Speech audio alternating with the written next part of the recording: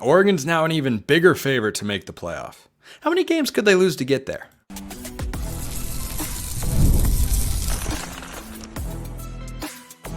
You are Locked On Ducks, your daily podcast on the Oregon Ducks, part of the Locked On Podcast Network, your team every day. Yes, it is that time once again for Locked On Ducks. I'm your host, Spencer McLaughlin. Thank you so much for making this your first listen or your first view of the day, part of the Locked On Podcast Network, your team every day, and your number one source to stay up to date with the Ducks, which is why, if you have not already, please like, comment, subscribe, rate, and review wherever you listen to or watch this show, which today is brought to you by Ultimate GM. Ultimate College Football Head Coach is a brand new mobile game that is completely free, has no ads, and 100% playable offline. Use promo code LOCKEDONCFB, all caps, inside the game store to receive a free boost to your program. Begin your coaching legacy today. Lots to get to, latest on the recruiting trail, and Oregon's a favorite to make the playoff. Dillon Gabriel, big favorite to win the Heisman. Reaction coming there later on today's show. But Oregon opened, according to our friends at FanDuel, as a minus 250 favorite to make the playoff. For those not familiar, you bet $25 to win 10. They're now minus 330. Now, I don't know if that's sharp money or if that is public money, but somebody out there is supremely confident. Oregon has the third shortest odds to make the college football playoff. That's pretty crazy.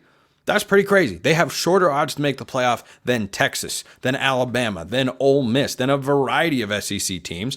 I think part of that is the schedule works out really favorably. But speaking of that schedule, what is the minimum Oregon has to do to get themselves into the playoffs? So that's what we're looking at to begin today's show. And I think it depends on two things. Number one, who are the losses to?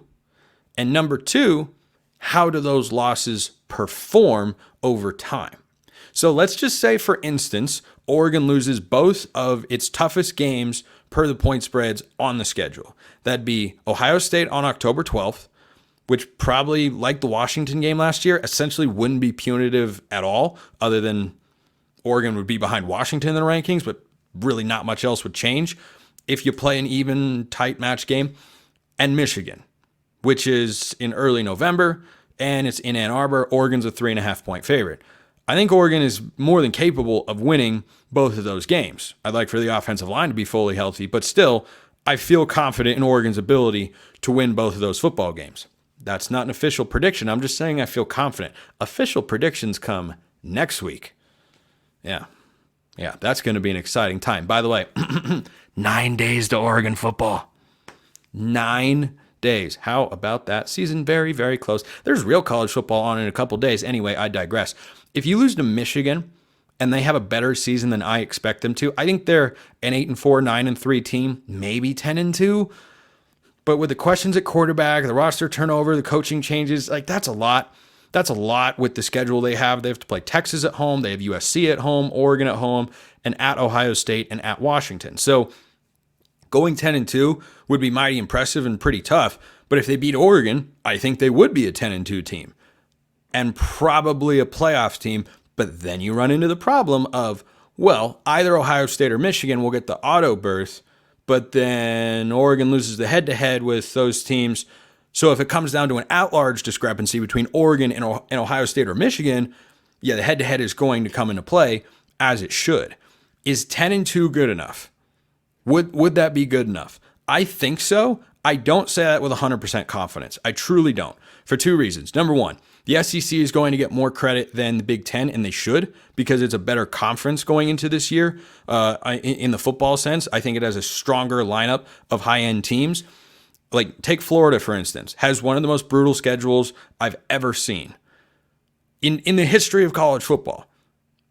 If you put together the equivalent schedule in the Big Ten, it'd be incredibly hard. It would not be as tough. It would be slightly more manageable. So I think the SEC will get that sort of credit. So if you have 10-2 Oregon with losses to Ohio State and Michigan, going up against a 10-2 SEC team, I don't know if Oregon gets that at-large nod. The second factor is, how do you beat everybody else? Because if the losses are to Ohio State and Michigan, and look, maybe they beat Michigan, lose to Ohio State, and lose at Wisconsin, or get upset at Purdue or something like that, or lose to Boise State, which I don't anticipate those things happening, I'm just speaking hypothetically here and how it relates to Oregon's playoff chances. The rest of the wins have to look like they did last year. So one of the reasons that Oregon was ahead of Texas a season ago was not because they had, in the college football playoff rankings chase, they were not ahead of Texas because they had a win as singularly good as Texas winning at Alabama. They were ahead of Texas, and we'll see how the committee handles this in the 12-team era, because they played teams that were inferior, and the scores reflected that. You beat Washington State by 17 points or whatever it was. They had the backdoor cover, but Oregon was up big in that game. You beat Cal 63-19. You beat USC by 2 possessions. You beat Oregon State 31-7. Now, Oregon State was a good team, and they were ranked inside, I think, the top 15 or top 20 when Oregon played them in the Civil War last year. But the 10-2 mark, 11 wins, whether or not Oregon wins the Big Ten, guarantees access to the playoff. That is set in stone. There is no world in which Oregon wins 11 games and doesn't make the college football playoff. Could that happen? Could they miss it if they win 10 games? Let me throw this scenario at you.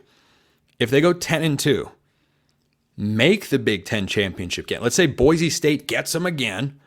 They beat Ohio State. They lose to Michigan. They're in the Big Ten championship game against Ohio State, and they lose, and they're 10-3. Does that team get in? Or do at that point Oregon fans start lamenting the idea of conference championships? Pretty complicated situation. So I support the notion that Oregon should be a heavy playoff favorite because I don't know if it comes to that. But the 10-2 mark just throws a wrench into things. You introduce an element that is beyond your control. Right? Coaches talk all the time about control what you can control, focus on the controllables. If you go 10-2, I think it gets you in. I say that with probably 60% confidence because I don't know what everyone else looks like. You leave yourself susceptible to a bid stealer from the Big 12 or the ACC. Those are one bid leagues unless you have an 11-1 team or a 12-0 team lose in the conference championship game. Think Kansas State 2 seasons ago. When TCU went to the national title game, TCU was not the Big 12 champion. They lost to a 3-loss Kansas State team. Well, in this 12-team format, Kansas State would be in, they'd have a first-round bye, and TCU would have a first-round home playoff game. It's crazy. It's what? But that's the way it is. So a league that otherwise would have, in that year, if you'd had a 12-team playoff, only gotten 1 team into the league, would have gotten 2. And you leave yourself susceptible to that if you introduce a second loss. So the threshold is high. The good news, I feel really good that Oregon won't have more than 1 loss in the regular season. That's not an official prediction. I am just saying. But let me know your thoughts in the YouTube comments or hit me up on X, formerly known as Twitter. The latest on the recruiting trail. I mean, it's not sky is falling sort of territory. It's not the greatest, and there's a big commitment coming up this weekend. Stick around. But first, go check out Ibotta. Sandals, sunscreen, snacks for the kids. What do these things have in common? You probably have bought a lot this summer, and you will next summer, and you got things you're buying all the time, but you don't need to stress about the cost. Use Ibotta and get cash back on all your purchases when you stock up on all your summer essentials. Ibotta is a free app that lets you earn cash back every time you shop. Earn on hundreds of items from groceries to beauty supplies, even toys. You can make sure you're beating inflation no matter what you're purchasing. The average Ibotta user earns $256 a year. That could cover a shopping trip. That could cover a new golf club. That could cover a flight you've been eyeing, fancy dinner you've been wanting. That's why you should go check it out. Right now, Ibotta is offering our listeners $5 just for trying Ibotta by using the code LOCKEDONCollege when you register. Just go to the App Store or Google Play and download the free Ibotta app to start earning cash back and use that code LOCKEDONCollege, all one word. That's IBOTTA in the Google Play or App Store and use code LOCKEDONCollege. Download Ibotta today. So this 2025 Oregon recruiting class, once as high as I think it got up to 4th nationally, is now clinging to top 10 status. And actually, as I'm recording this show, it's shifted just outside the top 10. Now, is that sky's falling? It's disastrous. There are no good players. Dan Lanning can't recruit. No, of course not. It rarely, I don't think I've ever actually had the take that Dan Lanning's recruiting is cratering here. But Big commitment to watch coming up this weekend is 5-star linebacker safety hybrid Jonah Williams. He's one of the top players in the 2025 class. Oregon's been after him for a while. He's the number 10 overall player in the class of 2025. He's the number 1 linebacker, but he could play safety. He's a football player. He's also a baseball player. Just keep that in mind with the fact that Oregon's baseball program has been to back-to-back super regionals for the first time ever. Might come into play, but it's down to Oregon, LSU, Texas, and Texas A&M. Not necessarily, in that order. Oregon is still in the mix. Any of those 4 schools could pick up his commitment. I don't feel great about Oregon's chances based on what I've heard recently. However, going into the Decorian Moore commitment, I would have said, he's probably going to Texas. These sort of things, as we have seen, both in Oregon's favor and against Oregon, can change in a short amount of time. So we're still, as I record the show, 36 hours or so away. I don't know the specific time of from his commitment, but he's committing on Saturday, and it's a big name. And there are not that many names for Oregon in the class of 2025. One that Oregon was in on for a little while, but cooled off on pretty quickly was one of the top overall offensive tackles, Michael Fasusi. He committed to Oklahoma. That's one of the recruiting classes that has sprung themselves ahead of Oregon that wasn't previously. The Sooners have been recruiting very, very well, along with a bunch of other programs. Shocking, I know, because I was under the distinct impression that Oregon can just buy whichever players they want all the time, and NIL is the only factor ever.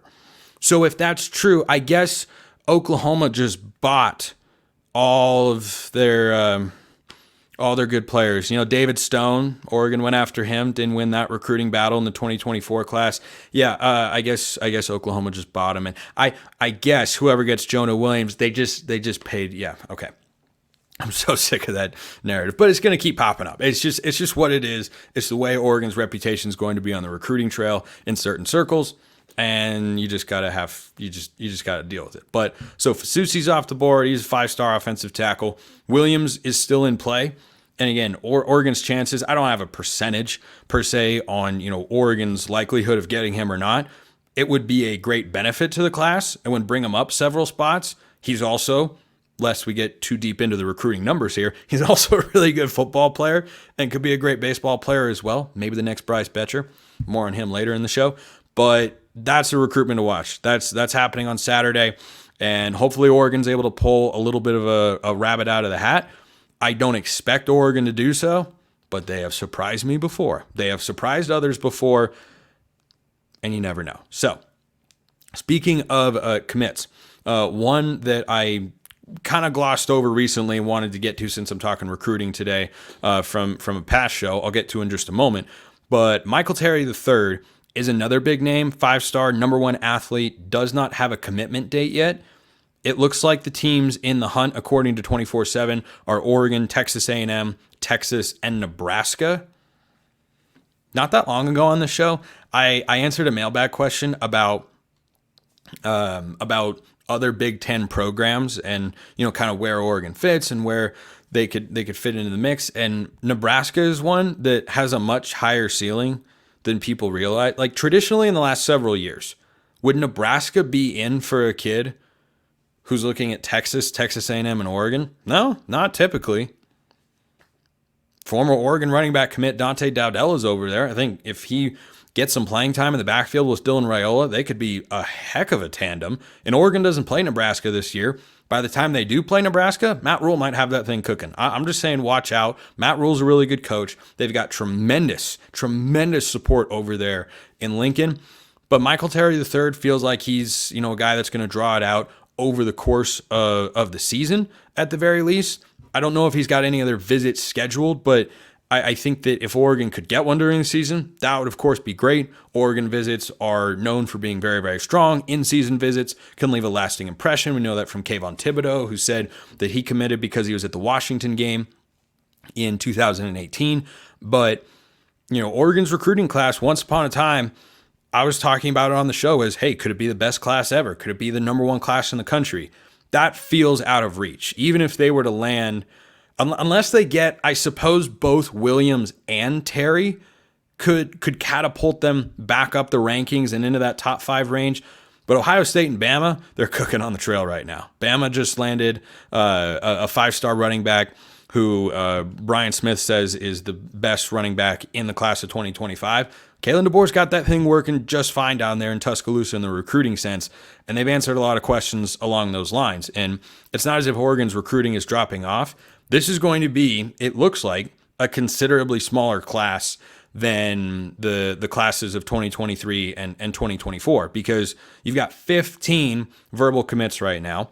It's just outside the top 10 nationally at number 11 in the country. But the last time I talked about the number of commits, it was 14. It had become 15. And since we're talking recruiting, some of you may be interested to know, because you never need a kicker right until you do.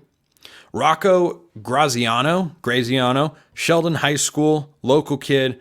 He's verbally committed to Oregon in the class of 2025. Now, if you go on 24/7 Sports, you'd see he has no stars next to his name. 24/7 doesn't really do kicker rankings per se.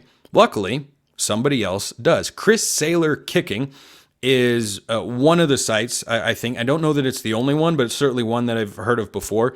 Rates him as a 4.5-star kicker, which can translate, in his view, to an FCS freshman year starter, a scholarship pick, or an FBS preferred walk-on.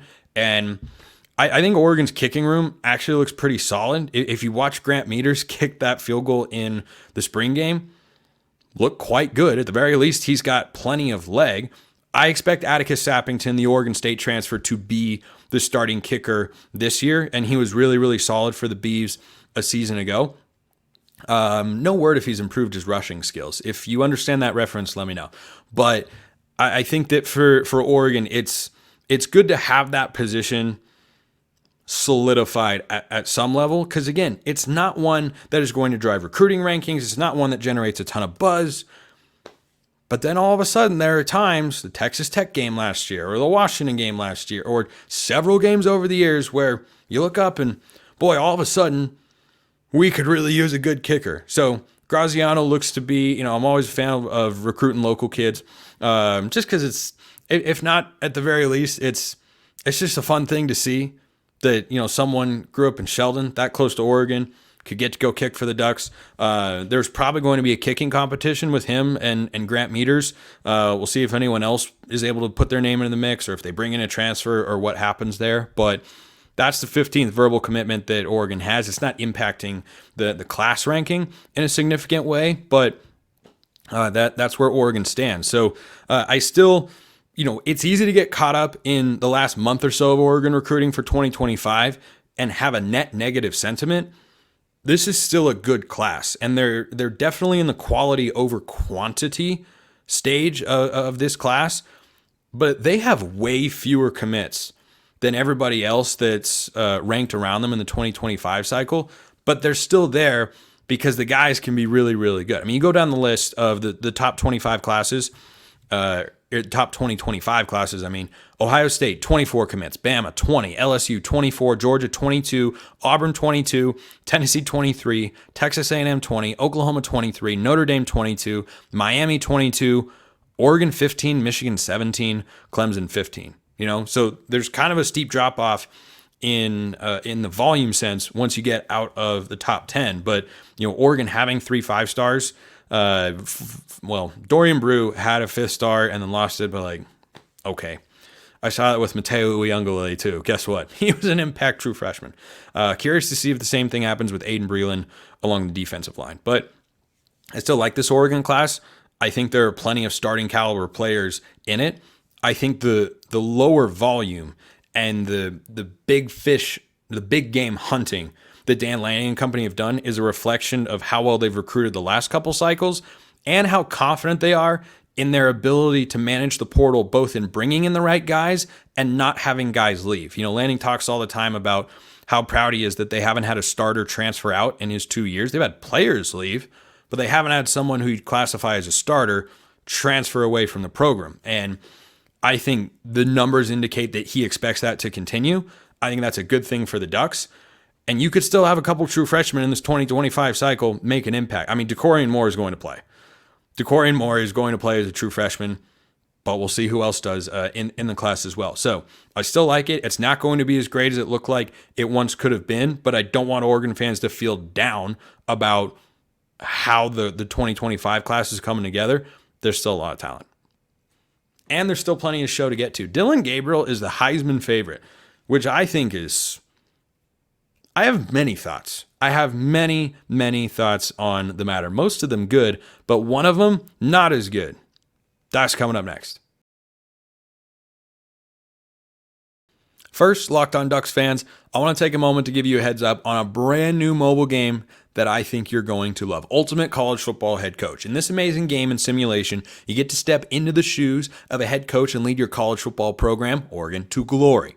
Can you imagine actually being the head coach of the Ducks? Well, in this game, you can, and you can take it with you on the road. From recruiting players and hiring coaching staff to overseeing training camps and handling scholarships, you control every crucial detail of your program. It's all in your hands. The only question is, can you handle the pressure? I believe in all of you and your ability to do that. And you're responsible for play calling during the games. So I imagine many of you are going to love that as well. And you can take it with you. It's completely free, no ads, 100% playable offline. You can play on the go as you want and when you want to. And of course, there's a special offer for Locked On Ducks listeners. Use the promo code LOCKEDONCFB, all caps, inside the game store to receive a free boost to your program. Make sure to take advantage of this perk as it will get your team off to a strong start. To download the game, just visit ultimate-cfb.com. That's ultimate-cfb.com, or look it up on the app stores. Ultimate College Football HC. Begin your coaching legacy today. How many of you are superstitious out there? Well, I'm not superstitious. I'm very superstitious. So, recent history would tell you that Dillon Gabriel, being a now sizable Heisman betting favorite, doesn't bode well for his Heisman chances. And can trends be broken? Yes, of course. Of course, trends can always, they don't last forever. Dillon Gabriel's plus 550 to win the Heisman. Carson Beck is next behind him at plus 800. And then Quinn Ewers at plus 1,200. Those are the quarterbacks at Georgia and Texas, respectively, if you did not know. So I'll start with the less ideal aspect of this from a superstition standpoint, and then I will get to the positive element of it. Last year, Caleb Williams went into the season as a plus 500 Heisman favorite. USC had a horrible year. Jaden Daniels was actually second at plus 1,000. Michael Penix and Quinn Ewers were plus 1,200. Cade Klubnik and Jordan Travis were plus 1,600. Those were your top 5 Heisman odds going into the season, according to our friends at FanDuel. Bo Nix, by the way, was kind of in the next group after the top 5 at plus 1,800. And had Oregon won the Pac-12 championship game, Bo Nix would have won the Heisman. So you would think based on that, you don't want to be inside the top 5. Well, Jaden Daniels did win the Heisman. His team didn't have a great year. Caleb Williams was the favorite after being the reigning Heisman winner. His team did not have a great year, but Penix and Ewers did. Klubnik and Travis, one not so good, one very good from a team standpoint. The year before, in 2022, preseason Heisman favorite by a substantial amount, C.J. Stroud. He did not win the Heisman. Who did? The preseason number 2, Bryce Young, plus 400. Caleb Williams was plus 600. Sorry, Bryce Young was the Heisman winner the year prior. Caleb Williams went on to win it. He was the preseason number 3. So being inside the top 5, based on recent trends, is a good indicator that you have a chance to win the Heisman. And by the way, in 2022, just a fun tidbit here, DJ Uiagalelei, whilst at Clemson, he's now at Florida State, his third school, was plus 2,500. Will Anderson and Dillon Gabriel were next at tied for 5th in the preseason Heisman odds when Gabriel first got to Oklahoma at plus 3,000. And now here he is, the preseason Heisman betting favorite. And if you go look at the history of preseason favorites to win the Heisman, they almost never win the Heisman Trophy. But that's the bad superstition side. But here's the more factual, frankly, upward look at it from Oregon's standpoint. Dillon Gabriel being the Heisman favorite is a reflection of how Vegas, which only exists to make money and get things right far more often than not, feels about Oregon's team. If you put Dillon Gabriel on, just as an example, Washington, is he sniffing the top 10 Heisman odds? No, I don't think so. Because what do you have to win a Heisman Trophy? A team that puts you in the national spotlight, that puts you on big games, that gives you a chance to actually win those big games. You have to either have that, or you do the Jaden Daniels or Lamar Jackson approach, where you put up numbers that are so crazily stupid and good that you just have to get the Heisman Trophy, but also you might need some help if you don't have the team success. So Vegas feels really confident in Oregon's team success. And guess what? So am I. And Dillon Gabriel's a reason why. Do I think he's going to win the Heisman? No. Do I care? Not really. Would it be great? Of course. Am I rooting for him to win the Heisman? Duh. Of course I want him to win the Heisman Trophy. I would like Oregon to win the Heisman Trophy every year. It's great for the branding of the program, and it's also just an exciting thing to watch. And I remember the day very vividly that Mariota won it, and that was such an awesome thing to see. Like, wow, an Oregon player has finally broken through, won the Heisman Trophy. Could Dillon Gabriel do that? Well, history tells you he'd have to put up the best numbers of his career.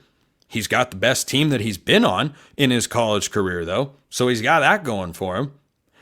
Making the adjustment in 1 year, though, to a new environment to have a Heisman winning season, it's hard.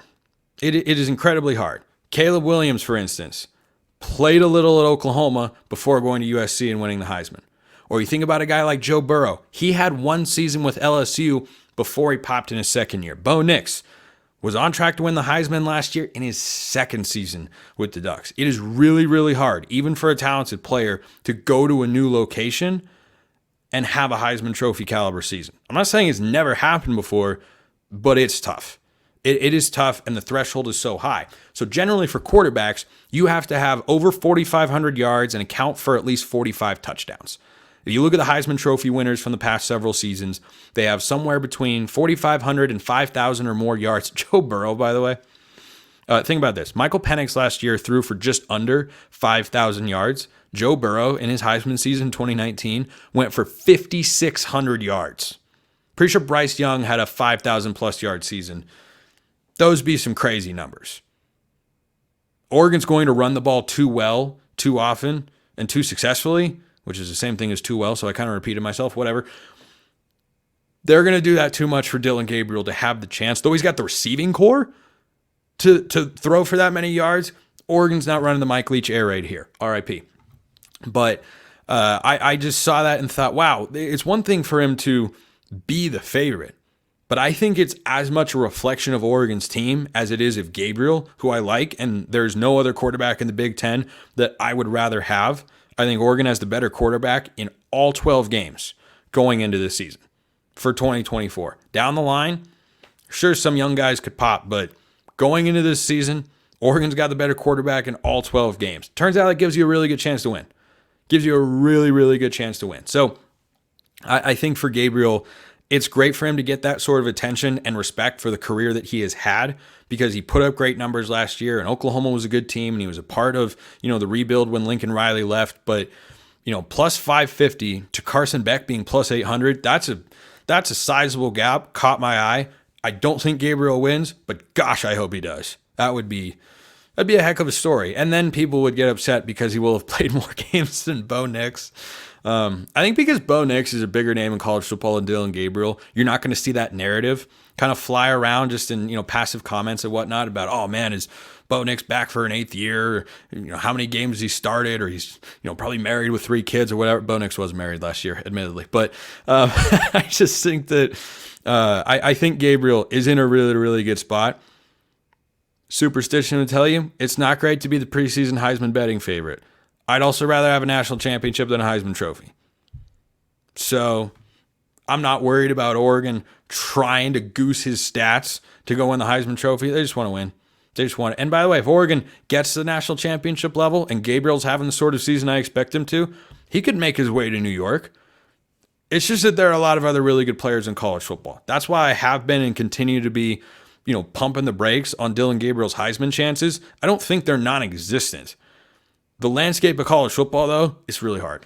It's really hard, and a lot of things have to go your way. But Dillon Gabriel, Oregon quarterback, your Heisman betting favorite going into the season, which starts in 2 days. So I'll end today with a couple of corrections. I had what you could frankly describe as a stinker of a segment yesterday. We all have off days. It happens. I try to be the best I can. And yesterday, I made a couple of mistakes. So, first of all, I woke up to a McDonald's bonus fry Christmas present level of joy when I realized that in my infinite wisdom, I saw the 10-minute clip that Oregon football posted of the third episode of That Team Out West, the one centered around speed. You should check it out. It's really, really cool, as all of them are. And I missed the link to the entire video, which was staring me in the face. But like I said, all of my infinite wisdom came to fruition right there. So there's a full 26-minute episode. And yesterday I was saying on the show, man, I want more. I want more than just 10 minutes. Guess what? I watched 26 minutes. I still wanted more. When I play 36 holes of golf and it's really good, I want to go play 54. So anyway, the bonus fry Christmas present sort of vibes that hit me this morning that many of you made me aware of. Thank you for that, because that was a great way to start the day. I woke up, was like, I got another 16 minutes of it. You know what? I'll just watch it all over again. And that's how I started my morning after I went through my routine.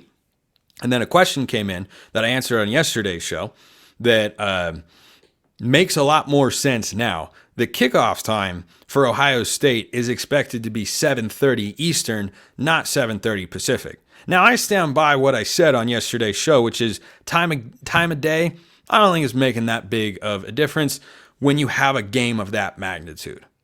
However, if it were a later game, yeah, Oregon could have a slight edge there, but 7:30 Eastern time. Look at this Eastern time bias. We got to base everything off of the East Coast. West Coast people we just want our due respect. But we won't get it. Everything will always be based off of Eastern time. And as someone who works with people across various time zones, I tell you that I mess up time zones more than you would probably think. And by more than you, I mean every week. Every week, especially because I go back and forth between Oregon and Utah, Pacific, Mountain. It sounds simple. I'm telling you, it's not, at least not for me. So there is a full 26-minute episode of That Team Out West on Twitter and YouTube.